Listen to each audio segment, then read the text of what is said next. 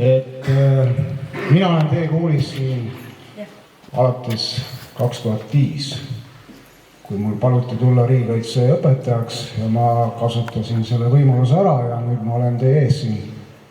Osad on juba lõpetanud, on juba ohvitseriks saanud, on leitnandid. Et väga hea tunne on, kui ma näen vormikandjat, kes võtavad minu rolli üle siin Eesti riigikaitses. Täna ma olen tööl Kaitseliit Jalamalevas tagala juhatajana ja vormikanna on siis, kui on kas siis tund või on õppused, et muidu ma tavaliselt käin erariides, aga täna ma teie ees olen ka ikkagi vormis. Ja meil on tulemas Eesti Vabariigi sünnipäev, siis ma võtsin ka ühe asja kaasa, mis on ohvitseride kohane, on ohvitseri mõõk.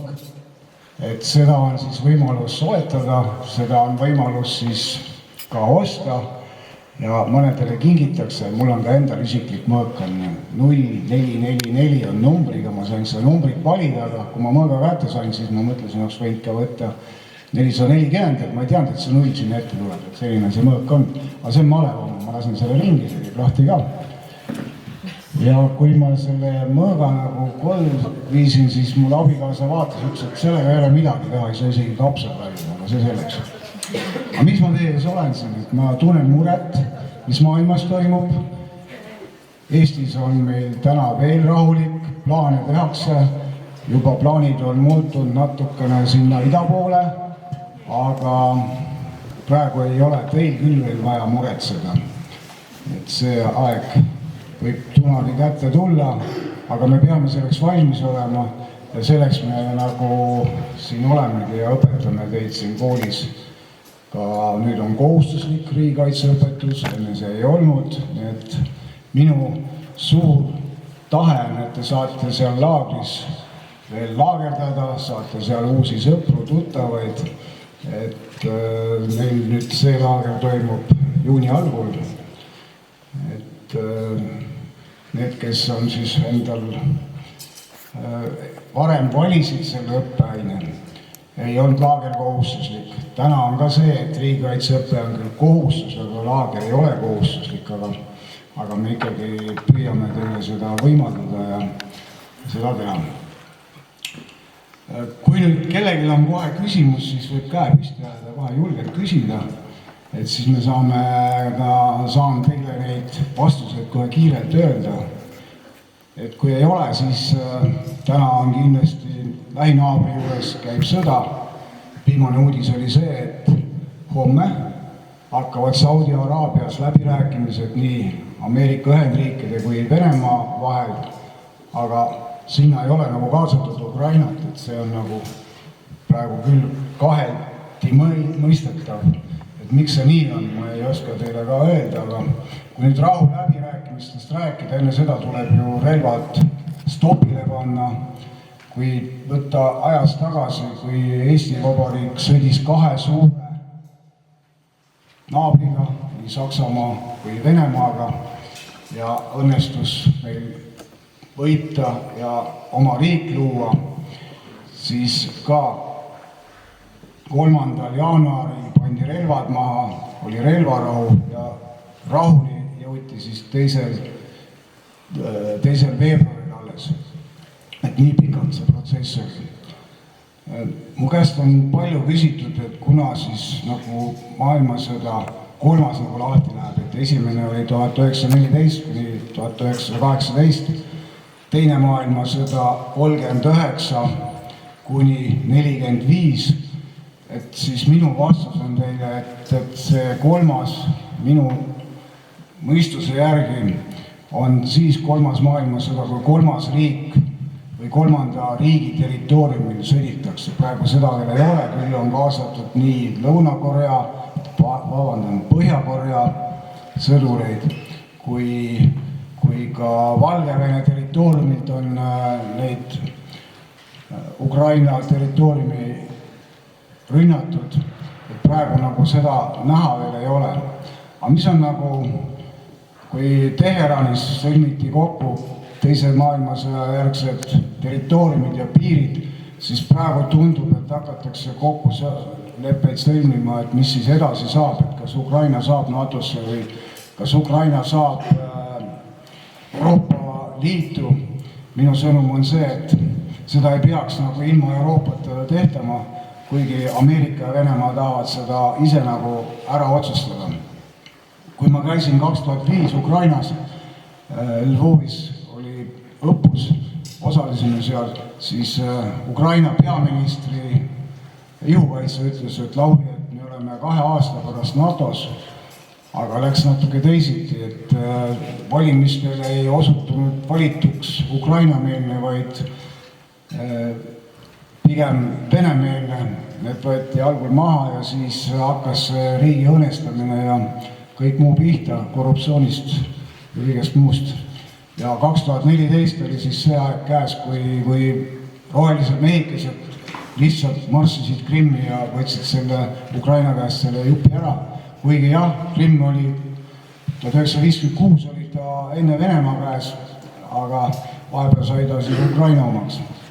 Et see on see maailma tase ja see poliitika, mis praegu siis käib.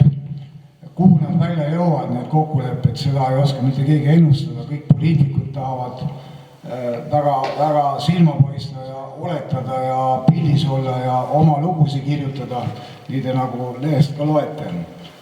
Et nii ta on. See on nagu minu nägemus, et see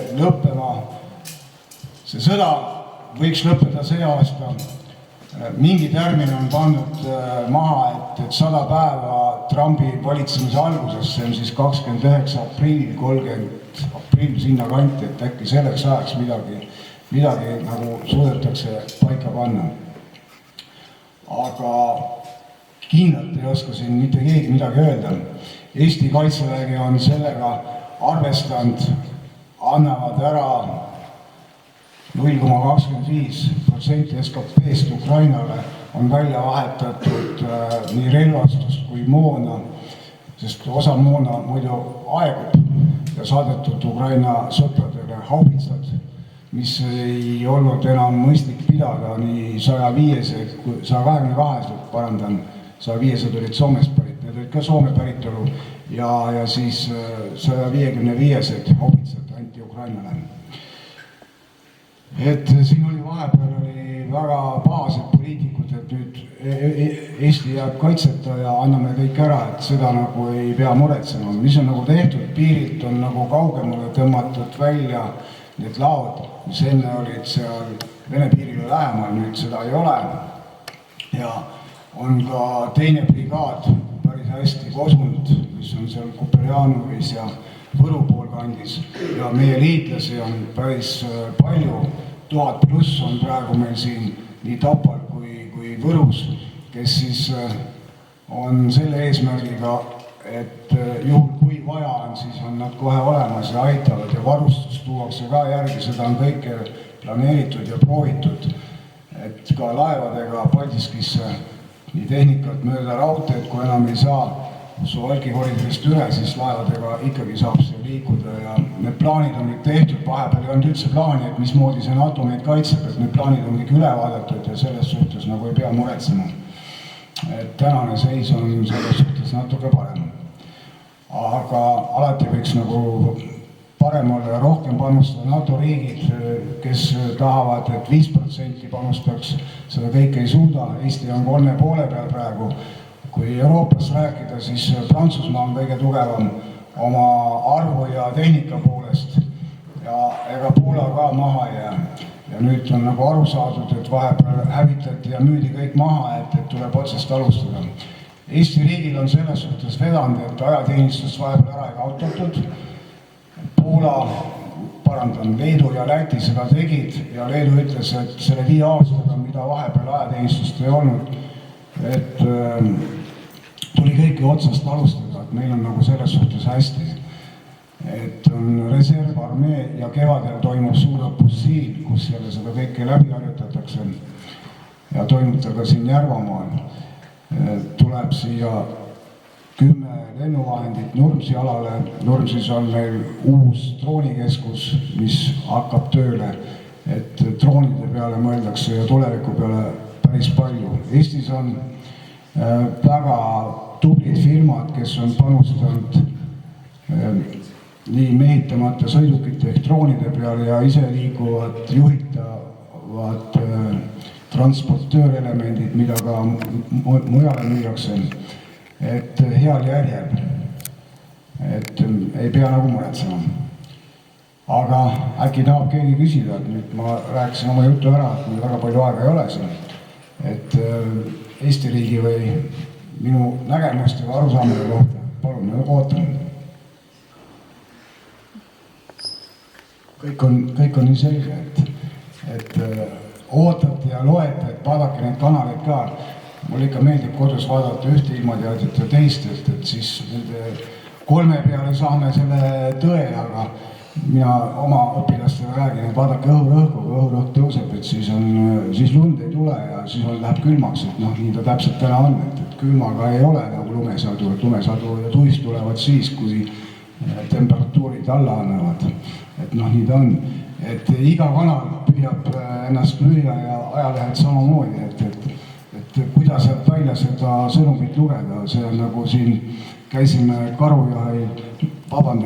seajahil ja ajasime seal Koigi karjääri lähedalt ema 4 pojaga ja üks ema oli 2 pojaga, et Soome koer läks juurde, enne ära ei tulnud, enne kui karu liiklele läks, et sellest oli suur probleem. Et nii pahased Soome jahimehed ja koerad pahad ja kõik on paha, et tegelikult see nii paha ei ole, et noh, see oli juhus. Aga karujahti peetakse siis, kui seda lubatakse, mitte praegu. Aga karud läksid teise kohta, nad niikuinii liiguvad, kui on väga märg ja vihmane, nagu siin jaanuar oli, et see ei olnud nendel üldse soodne. Et selline vahepõhi selle kohta. Aga meedia oskas sellest ilusti kirjutada ja süüdistas siis neid koeri nagu ja nende koera omanikke. Nii. 2 minutit veel aega, siis ootan, küsige. Teil on tulemas veel üritusi ja kõigile soovitan, et vaadake siis 24. Eesti Vabariigi paraadi. Õpilased juba teavad, et nad peavad jälgima, mitu liitlasvägede erinevat riiki seal osaleb, siis sõdurid või treenised, siis need annavad, vaatavad seda asja ja tehnikat samamoodi, et kas ülelend toimub või toimu, sõltub ilmast. No ma ütlen, et ilm on selline, et lennukid peab selle lendama, aga iga aasta seda pole toimunud ja see toimub Tallinnas. Eesti Vabariigi paraad. Ma näen, et küsijaid väga ei ole, et kõik ootavad, et mis edasi saab. Edasi saab see, mis teie kool ja koolikava ette näeb, aga kui ei ole, siis minu poolt ei saa kõik, olge tubli.